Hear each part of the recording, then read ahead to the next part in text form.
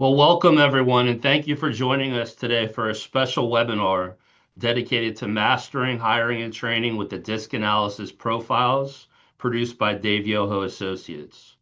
This is Brad Yoho from Dave Yoho Associates, and I'm thrilled to be your host. Before we dive into the content of today's program, I want to cover a few housekeeping items real briefly. Today's workshop is scheduled for 45 minutes, although it may go a little longer than this. And we appreciate you setting aside time for the entire program as we will be answering several questions and sharing important information about the disc at the end of the program. I want to start here by breaking the ice. We'd love to hear from each of you that are joining us today. Please take a moment to introduce yourselves now by typing in your name and where you're joining us from in the chat box. Shelby from our marketing team will be monitoring this, and if you have any technical issues or need more information about something mentioned during the program, please utilize the chat feature. Also, in addition to the questions we received prior to the program, we highly encourage you to ask additional questions you have during the webinar by utilizing the Q&A functionality. Look for the Q&A box located in the Zoom platform, type in your question, and hit send. We're going to try to get to every question. We may not be able to do so, but we'll effort to respond to any unanswered questions afterward. Finally, I hope that you have a copy of a completed disc analysis report on hand with you, as this will assist you with understanding the content of the program. However, if you do not, simply send us a message through the chat window and Shelby will share a sample PDF report with you that you can use to follow along. Now, before we get started, we have a lot of different types of people on the webinar today, including current long-time users, new users, past users, and several people who are interested in utilizing DISC for the first time. So be patient and recognize that the majority of the content will be applicable and assist you in better understanding the DISC profile.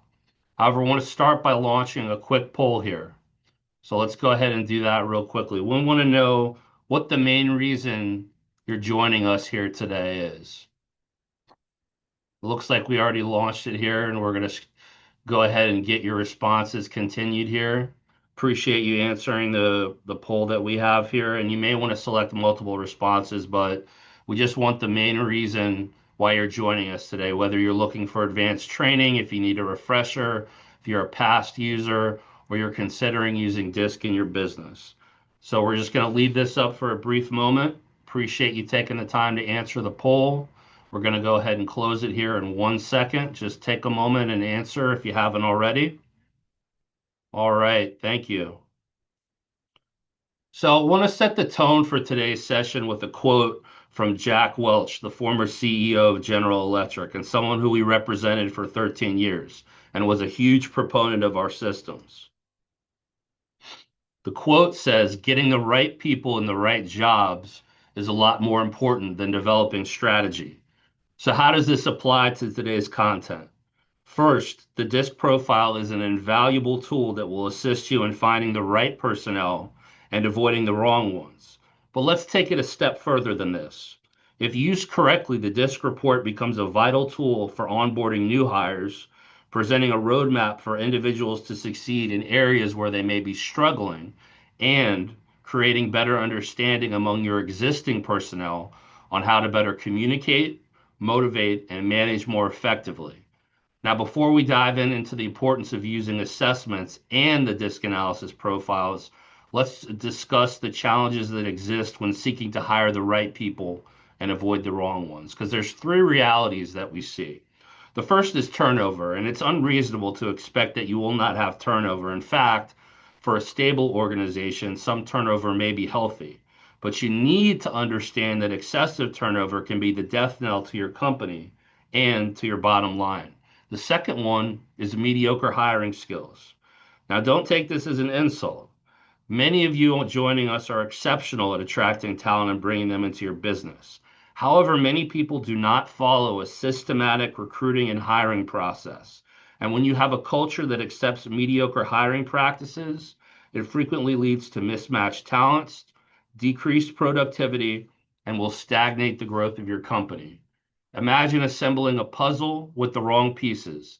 The big picture will never come together smoothly. The last one is the quality of the environment, and this refers to both the marketplace where you are hiring from and your internal company environment.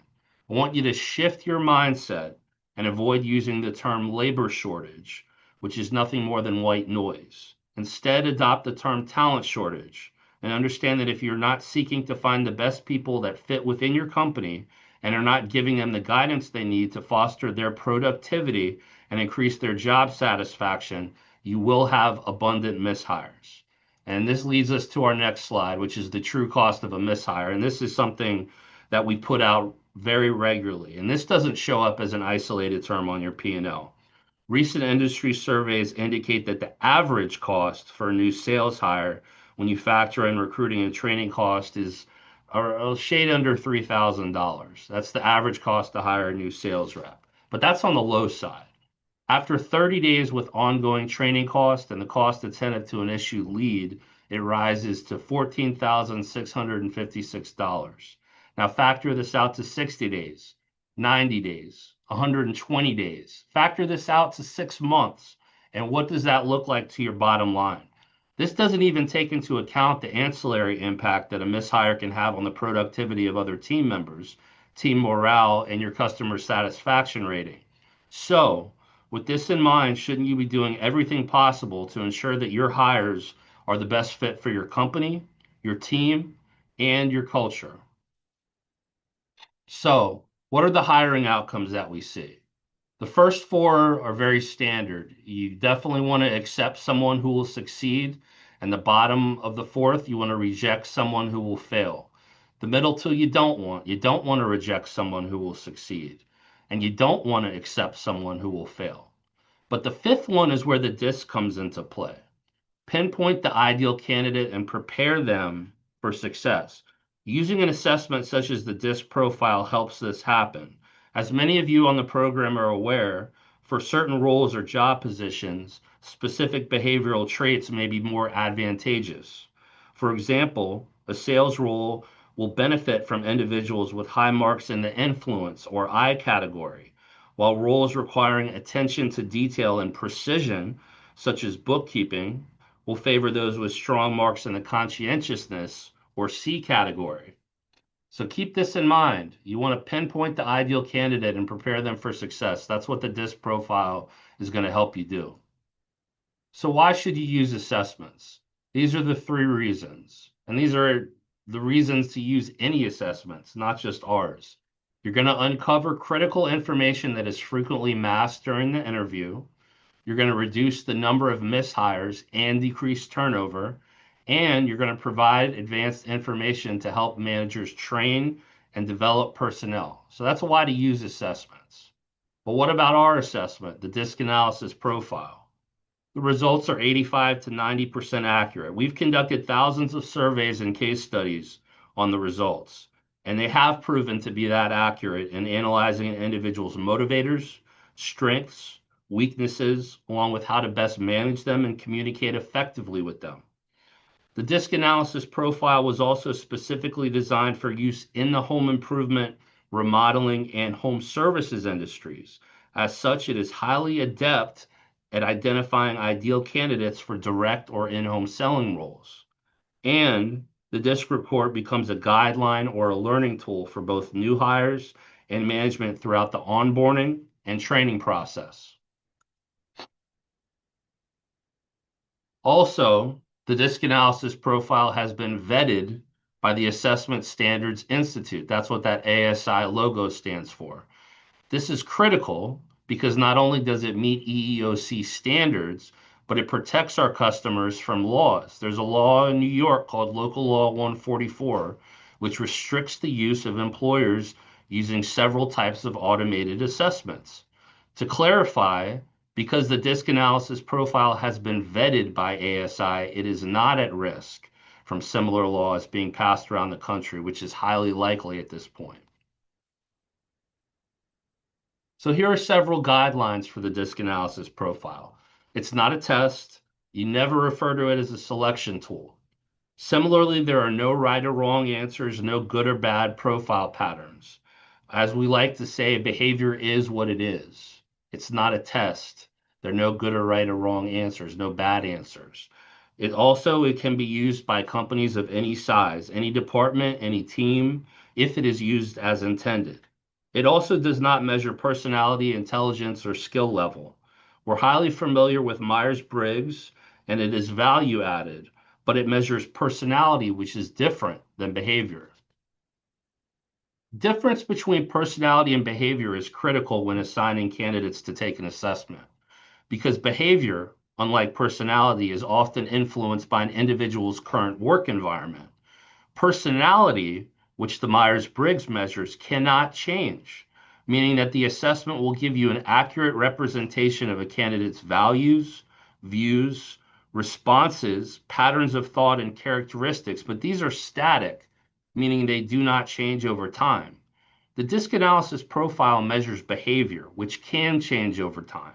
This is critical because by taking it, you not only get an understanding of an individual's capacity to perform the job role, but you are also provided with strategies for how to maximize their effectiveness and teach them how to adapt their behavior to constantly seek improvement in their role. And here are several reminders about behavior. And we want you to keep these in mind because these are important when you're thinking about assessments like the DISC profile. You cannot motivate people to do what you would do, what you would want them to do, or what is in their own best interest.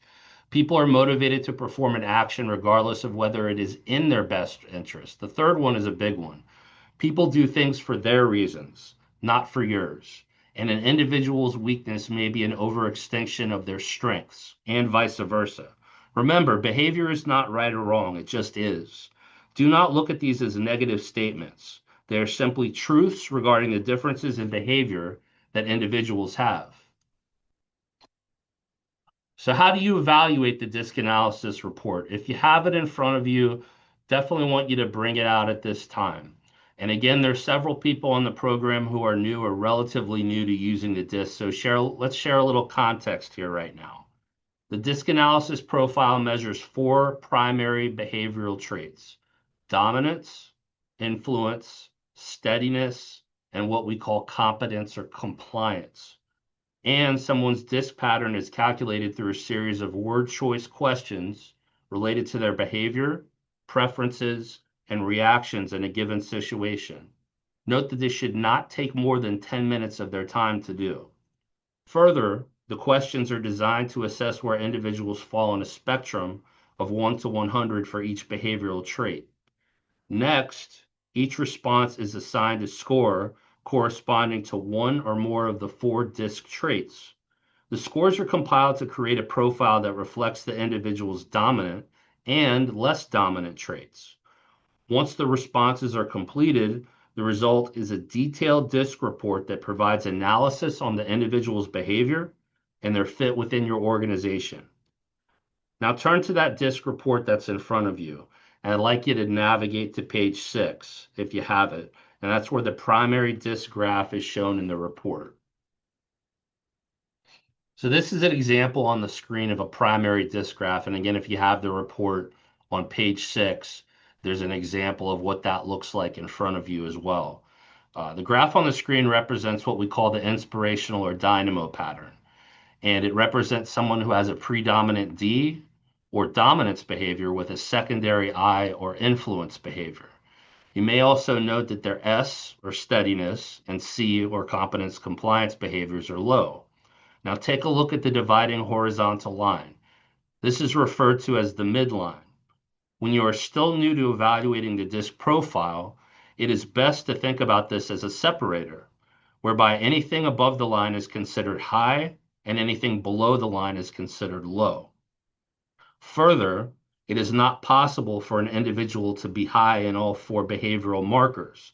Occasionally they can be high in 3, but the key to understanding behavior is that everyone has strengths and everyone has areas for improvement. The pattern you see here, a high D and a high I, can be defined as a strong sales pattern. High Ds ask for the order. High Is are adept at establishing rapport with prospects and customers. It is also typically a strong leadership pattern. High Ds are capable of harnessing the skill of their teams, even those with challenging behaviors. And high I, strong communication, allows them to be effective in managing others. Now let's expound upon what the four different behaviors of DISC mean. So we're going to dive into what high and low different behavioral traits mean for each of the four behaviors here. What do high Ds do? They generate ideas. They tend to take an active, assertive, and direct approach to obtaining results. They excel in leading others or taking charge of a project. Low Ds, on the other hand, are more organized. They're less assertive. They're more deliberate, and they take a more calculated approach. What do high Is do? They approach others in an outgoing, energetic, and socially aggressive manner. They tend to be impulsive, emotional, reactive. They enjoy promoting new ideas.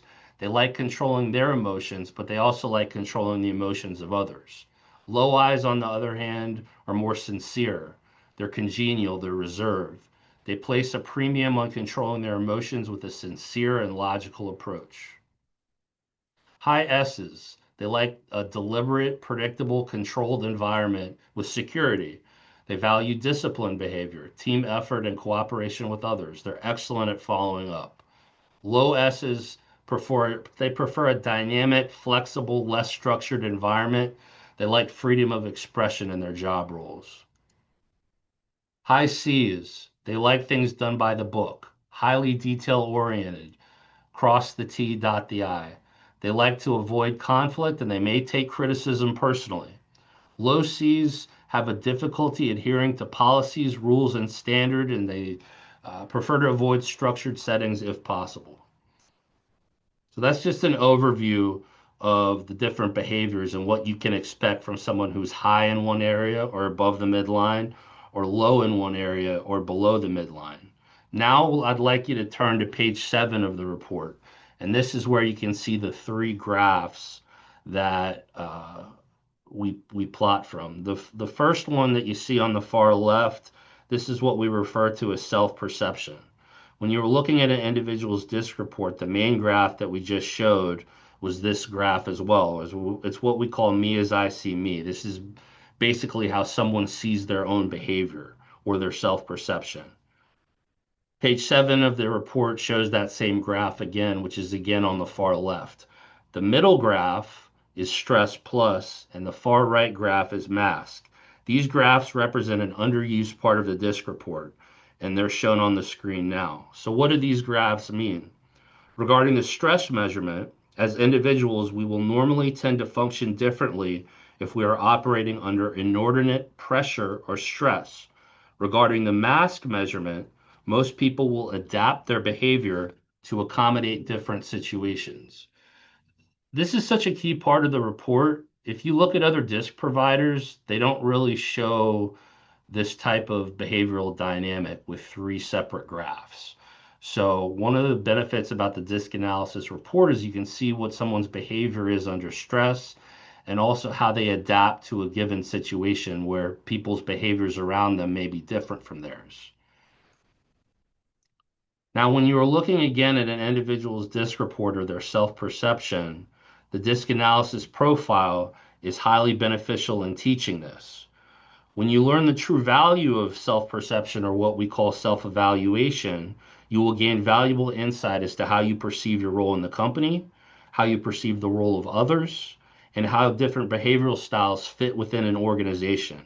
Further, it allows your team members and managers to gain a better understanding of how you prefer to work, interact, and grow in your role. The process of self-evaluation allows for a much broader perspective. It's inevitable that there will be some differences between team members and those who you may report to. But by laying these cards out on the table, tasks, support, implementation, and even benefits can be customized to value an individual's strengths while also ensuring that proper training and support is put in place to address areas that are not someone's strength. As a result, confidence and trust are built, and the culture of your business improves. Now, let's look a little further at the stress component of someone's behavior. Again, that stress graph is the middle graph on page number 7, and everyone interprets stress differently. But it is ideal for an individual to work towards establishing better communication with others when they are impacted by stress. As a result, one of the things we coach people to look for is that if an individual who relies on communication in their job, such as in sales or management, has an eye that rises under stress, this is a big benefit. And it shows that they are working towards establishing better co communication as opposed to overwhelming someone with their more dominant traits. Again, that final graph that you see on page 7, which shows the mask behavior, we also can call it adaptability, and it's probably a better word for it because adaptable people learn to meet the needs of other people. And this suggests that individuals who are adaptable or flexible in their approach to various situations are capable of adjusting their behavior or actions to fulfill the requirements or preferences of others. It also implies that adaptable people are not rigid in their mindset and can effectively navigate different social or professional contexts by being responsive to the needs and expectations of those around them. This adaptability may involve understanding and accommodating the preferences, goals, or challenges of others to establish positive and effective relationships. Now, we got several questions about this. People who are new to the profile, people who are evaluating the profile, asking about the ideal profile pattern fits for an in-home sales professional in the industry. And we're going to get into other positions as well, but let's start here. The one you see on the top left, the influencer or persuader pattern, has proven to be the best fit for an in-home sales position in the industry. The primary reason for this has to do with the D and the I both being above the midline, but with the I being the more dominant behavior of the two. Typically, with this pattern, you have the mix of someone who is a strong closer, but who is also easier to manage and train than someone whose D may be much higher. On the other hand, if you look at the one on the right hand top of the screen, salespeople with the dynamo or inspirational pattern tend to influence by seeking to control others. This technique, when harnessed, can be highly effective in aggressive selling situations. They are usually strong closers, particularly if the I and the D are in the fifth or sixth segment, and they enjoy the contest of resistance. The top, or excuse me, the bottom left, results driven, results oriented individuals, they exude self confidence and knowledge of their ability, but they frequently have low awareness of their limitations. They approach most situations with assurance, even with new tasks beyond their skills.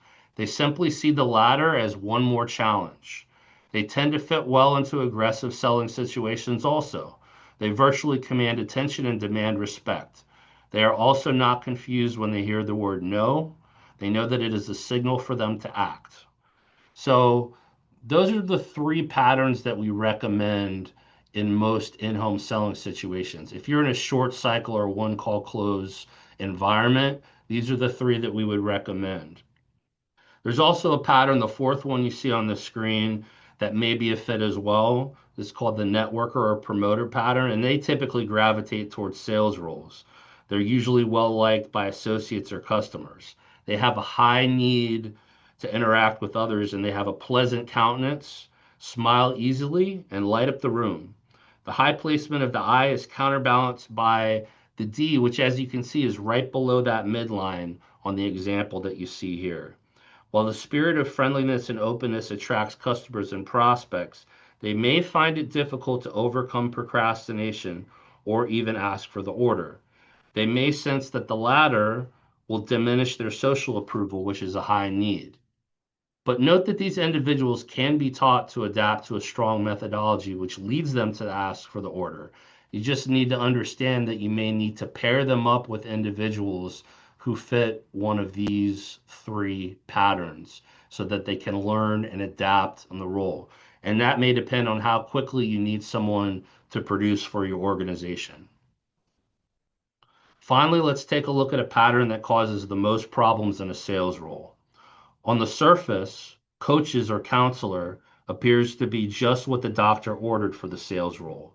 They are likable, responsible, look for the good in others, and like keeping customers happy and satisfied. They also present themselves extremely well in an interview. However, they do not adapt well to sales roles, especially short cycle closes. The lower placement of the D or dominance dimension in their pattern is reflected in their indirect approach. They will seldom push for a decision, an order, immediate action, or a firm commitment from others as they see it as destructive to their image. So just keep this in mind. If you have someone who profiles as a coach or counselor, there's a good chance they're going to come across really strongly in an interview situation, but they may not be the best fit for your organization because they're just not going to ask for the order when it boils down to it. These are things to keep in mind and why the DISC is such a valuable assessment for you and your business. Now, I want to pull up a question from a registrant of the webinar. Someone asked us if we could provide examples of other profile patterns that are good fits for positions other than sales. And this is a misnomer, misunderstanding that the DISC profile is really only meant to be used as a sales assessment. And that's far from the truth. The DISC analysis profile, it's not a sales measurement device, it's a behavioral tool. And regardless of your job role or need, you can use the DISC to evaluate someone's fit for a specific position. With this in mind, we've used our decades of research and data to create a deliverable that provides a custom benchmark for 28 different job roles within an organization. And anyone who is a customer of ours will have access to the DISC benchmarking report at no additional cost. However, to give you an idea of what is contained within the report, we're going to bring up a couple of slides that show examples of what to look for in different positions you may be hiring for. Just keep in mind that depending upon your company, product offerings, and several other factors, the job description and tasks associated with it, for example, may be different. Understand that the following benchmarks may need to be modified depending on this. So let's say that you have someone who's applying in an operations manager director role. This is an example of what you may be looking for. On the far right, you're seeing an average of what the behaviors are. You see the high D and the higher C. And on the far left, these are the three profile patterns that are fits and some adjectives that describe what those types of individuals are, what their behavior is. So the formalist or perfectionist, the explorer or creative, the fact finder or objective thinker. If you're hiring someone in an operations manager or director role, these are people who are going to fit that modality. The other thing, again, I want to share with you is that if you get access to our DISC profiling system, you're going to have the ability to have this report. So when you're hiring people, you're going to know what the best benchmark is for a specific individual that you're looking for. Here's another example. If you're hiring a call center, an inside sales rep, a little bit different than an in-home sales rep. You see that D can be a little bit lower. Still want a high I, surprisingly a high S, but there is a little bit more of a team environment there. These are the three profiles that are fits: influencer persuader, dynamo inspirational, and assessor appraiser. Those are the three that are fits for that specific position. And again, what it's going to show you in the benchmarking report is the three that are the best fit, along with adjectives that describe them, as well as an average profile fit of the individuals. So one of the things that we shared with you prior to you registering for the webinar is that we're going to send out a list of interview questions that you can tie into your use of the DISC profile. However, here are some that you can use right now. For the purpose of keeping things on time, we're going to focus on questions that can be directed to individuals based on their behavior instead of the job role necessarily. But for example, someone with a high D, I, S, or C behavior and the corresponding question that works well to ask them. So let's say that someone is a high D. A question you may want to ask is, share a specific example of a challenging sales scenario you've encountered and how you successfully navigated it. High I, what strategies do you use to build rapport and establish trust with your prospects? High S's, can you share an example of a situation where you remained calm under pressure and helped to stabilize a challenging situation? High C's, How do you ensure accuracy and attention to detail in your work? If you notice something about all these questions, they're not leading questions. They're not questions that can be answered with a simple yes or a no. And this is basic interview 101, but you're asking questions that get them to elaborate and delve into their behavior, but they're tied into the disc. So you're going to see more and learn more about their behavior by through their responses. So keep all of this in mind. Tying your disc into your systematic interview process is so important. It's not just about giving someone the disc and then based on that, you hire them or don't hire them. You have to tie it in with the rest of your systematic recruiting and hiring process. This is an example of what we call the communication styles graph that you see in our tutorial. We have a lot of different supplemental material that we put out for people in this. And this is an example of one of the supplements that's made available to people who sign up for our program. This gives you an idea of what D's, I's, S's, and C's like to do and how they like to communicate and how they're impacted by stress.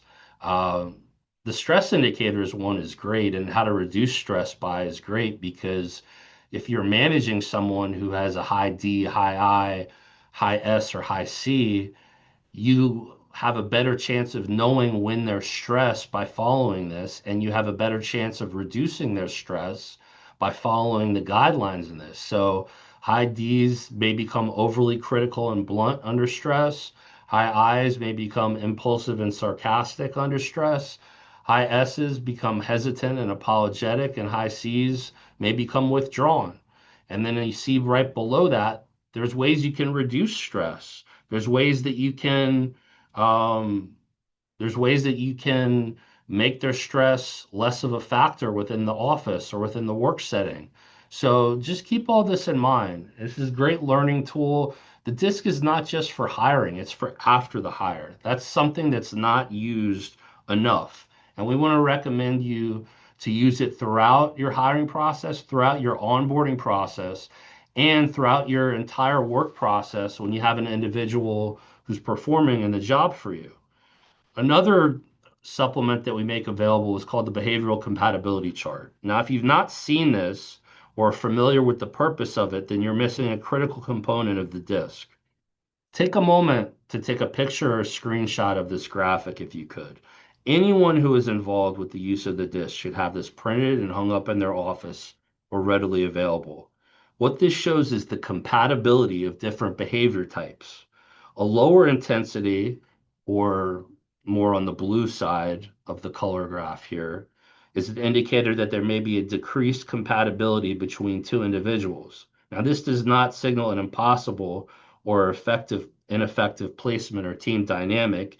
It is simply a caution and a preparedness for that which may become a condition of the individual relationships that are being formed. Certain behavioral styles blend more naturally than others. By being aware of the potential for conflict between two or more individuals, you can be better prepared for how to learn and adapt in a given environment. Based on this chart, you may note that high Ds and high S's generally work very effectively together. That's what that red means. They have a high level of compatibility. However, high Ds and high Cs, as you can see there, that's in the blue range, and they may struggle to work together without increased understanding as to the other's communication style. Again, I'm going to give you a quick moment to take a picture or a screenshot of this graphic if you haven't already done so. It's very important when you have a team of individuals and you're using the disc to understand about their interactions and ones that may have a more positive interaction and ones that may have a more challenging interaction together. This is another question we received prior to the webinar. Someone asked, how can we best navigate the disc report so that we do not have to read the entire thing when evaluating the results? So this is a common question that we get because it's a big report. When you have someone complete the disc, and you probably can see it in front of you, someone will frequently ask, do I have to go through 35 plus pages every time I review someone for a new hire? No. That's the great part about it. There's certain sections that can be used more effectively once you've hired someone, once you're onboarding them, once you're learning more how to communicate them and manage them more effectively. But for a hiring process, there's only certain pages you have to flip to really make a strong evaluation about whether someone's the right fit for the position. So obviously you want to turn to page 6. That's the primary graph. You obviously want to look at page 7, which shows the primary graph or the self-perception, and then the stress graph, and then the mask or adaptability graph. You also want to look at these pages, what their strengths are. This is something you should look at each and every time. People are likely to display their strength characteristic consistently. For the most part, these qualities tend to enhance your effectiveness within an organization. Work style preferences provide useful insights as one works in a job profession or as they work together with a team. These are the talents and tendencies that someone brings to the job. So you should be looking at this page every single time. Similarly, you should be looking at motivators. This is on page 11. Most individuals are motivated by what they want. This raises the question, what do they really want? And behaviors are driven by needs. Each style has different needs. If one person is stressed out, they may need quiet alone time. Another person may need social time. Another person may need more interaction with others. The more fully someone's needs are met, the easier it is for them to perform at an optimal level. And the last thing you should be looking at when you're hiring someone is communication tips. Now, there's a lot on this within the report. You only really need to look at page 27 when you're hiring someone. You can evaluate this more in a more comprehensive way once you decide to bring someone on board. But you want to use strategies to help others who interact with you and understand the communication preferences and encourage others to follow suit because this leads to improved performance, it leads to greater self-confidence, and it accelerates the development of more effective communication skills. So when you see a report, and you'll get better at this over time as you start to evaluate more and more reports, you'll get quicker at it. Don't become overwhelmed by the number of pages in the report. Know what you have to go to each and every time to make an analysis on someone's behavior and whether they're a fit within your organization. This is another question that we got leading up to the webinar. Since DISC measures behavior, but not intelligence, skills, or aptitude, what other methods do you believe would be good complements to this type of assessment? I'm very glad that somebody asked this because we have an assessment that fits this capacity, and a lot of people are not aware of it. So this is the sales aptitude appraisal. And this is an assessment that's in the same platform where you can use DISC. It's readily available. You can send this out to applicants, same as you would the DISC profile. This was originally developed by Dave Yoho Associates several decades ago. To compile it, 147 successful salespeople submitted responses to carefully constructed questions. Their answers and DISC behavioral profiles were then measured against 680 additional salespeople across various industries. Since then, it has been modified and restructured on several occasions to respond to changes and challenges in the field of selling, with the most recent revision occurring 2 years ago. And over the last 50 plus years, the sales aptitude appraisal has proven to be one of the most effective tools in predicting sales success. While the profile will tell you if the applicant has the ideal behavior for the sales role, the appraisal will indicate their overall level of sales ability. The appraisal seeks to uncover the following about an applicant: what an individual knows about selling in general, what they know about certain styles of selling specifically. Are they adaptable to the sales position being offered? And can or will they follow your sales model? So we boiled this down into one simple assessment that can measure what their sales skills are. And this is what comes out on the other side. There's 4 categories, very similar to the DISC in that there's 4 categories it measures. Persona is the first. Persona focuses on understanding the current sales practices and beliefs that an individual has developed through associating with others. Specifically, it measures what sales practices and behavior an individual may use consciously or unconsciously that corresponds with that of successful salespeople. It also examines the habits and personal practices of the applicant, which are indicators of independent thinking and acting. G, or generic, focuses on how an individual views or interprets a general class of people, and that could be salespeople, could be prospects, managers, associates, and how they adjust their language and actions, appropriate or otherwise. It examines how they may tend to act and react in certain sales situations and highlights their perception of the sales role. It also analyzes an individual's understanding of the methods of interaction between buyer and seller during various stages of selling.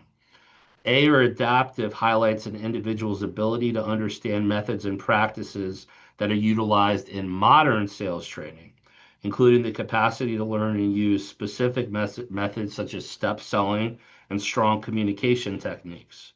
It also indicates their understanding of what makes a salesperson more efficient in their role, as well as their willingness to accept and trust methods and techniques which represent new information relating to buyers' habits and their response to social influence. And last, C, or competency, indicates how an individual perceives, adapts to, and utilizes advanced selling techniques. It examines the level to which someone can or will follow best practices and proven methodology which may be unfamiliar to them.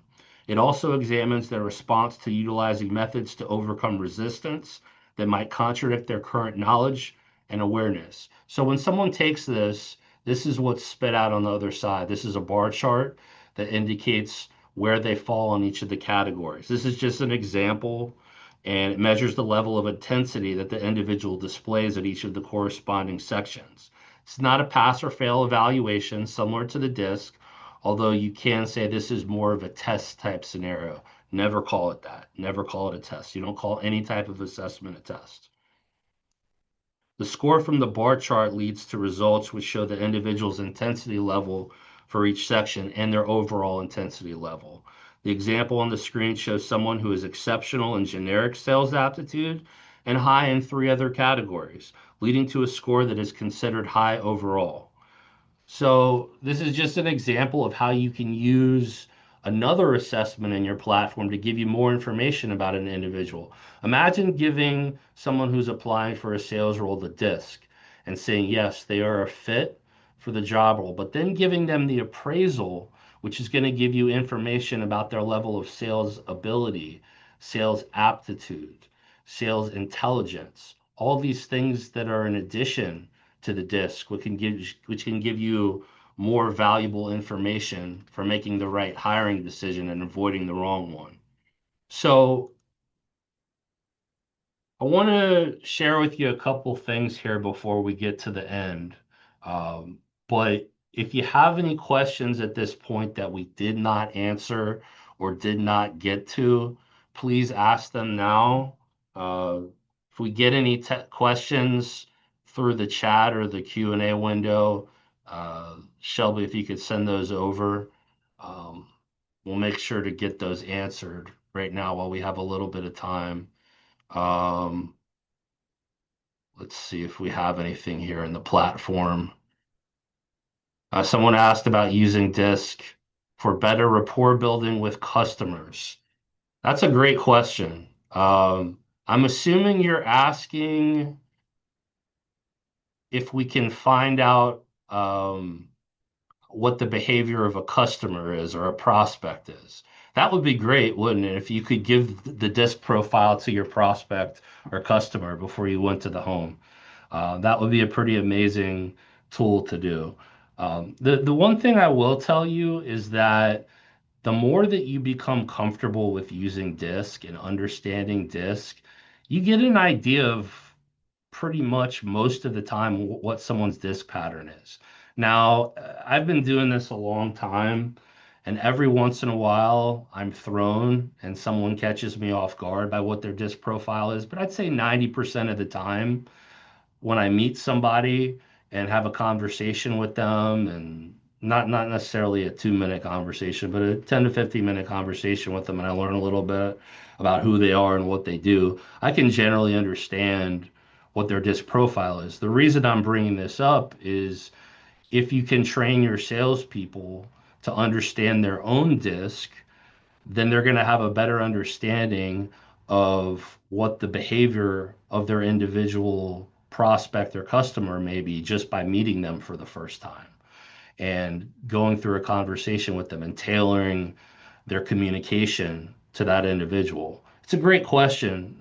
There's no real way to give someone a profile as a customer, but just through increased understanding, you can get a better way of evaluating their behavior and understanding it um, more throughout your organization. Let's see here. Someone asked, would you share the slides with us? Yes, we're going to send out the webinar recording after the event. Brad, are you suggesting around 212 on the assessment? No, that's not what I'm suggesting, Michael. That was just an example in the sales aptitude appraisal. Um, you have to take everything into account. Everything that you're using has to be taken into account.